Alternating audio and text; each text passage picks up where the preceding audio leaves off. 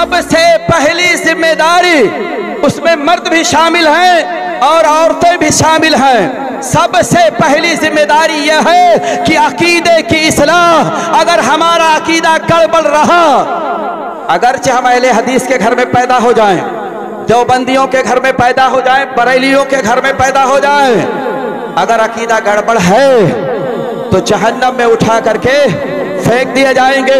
किसी मसलक का रिजर्वेशन नहीं है, अगर रिजर्वेशन है तो अमल की बुनियाद पर रिजर्वेशन है। जो अच्छा अमल करेगा, जो तौहीद परस्त होगा, जन्नत जाएगा, और जो मुशरिक होगा वो जन्नत में जाएगा।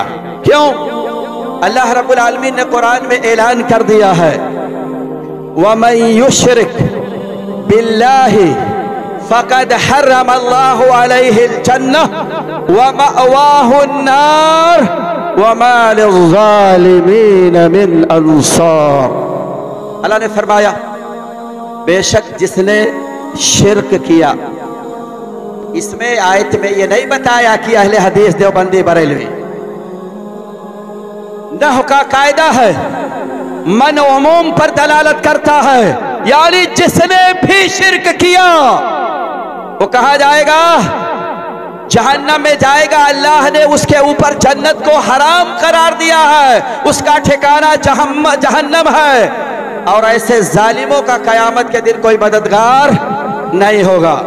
शिर्क सिर्फ यही नहीं है कि किसी मूर्ति के सामने जाके सजदा कर दो, शिर्क सिर्फ यही नहीं है कि तुम किसी मंदिर पे जाके माथा टेक दो, शिर्क ये भी है अगर आपने मखलूक में से किसी को ये जाना कि अल्लाह के अलावा ये रोज़ी देते हैं, अल्लाह के अलावा ये बेटे और बेटियां देते हैं, तो अल्लाह की कसम आप मुशरिक हैं, आपको उठा करके जहन्नम में फेंक दिया जाएगा अगर आपने तौबा नहीं किया।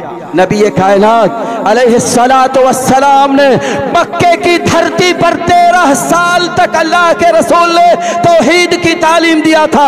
नबी को मारा गया तो इसी तौहीद की खातिर, नबी को मक्के से निकलना पड़ा रात की तारीकी में तो इसी तौहीद की खातिर, नबी की बीवियों को तलाक दिया गया तो इसी तौहीद की खातिर, नबी के दाद को शहीद किया गया तो इसी अकीदे तौहीद की खातिर, नबी का बाइकाट किया गया तो इसी अकीदे तौहीद की खातिर, नबी को 2.5 साल तक शेब अबी तालिब के अंदर जिंदगी गुजारना पड़ा तो इसी अकीदे की खातिर, और उसी से आप समझौता कर बैठते हैं। जरा सोचिए मेरी माँ और बहनों, अगर आपने ये अकीदा रखा कि अल्लाह के अलावा कोई आलिमुल गैब है जो गैब की बातों को जानता है, तो वो क्या है?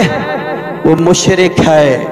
इसलिए हमें और आपको चाहिए कि हम और आप अपने अकीदे की इस्लाह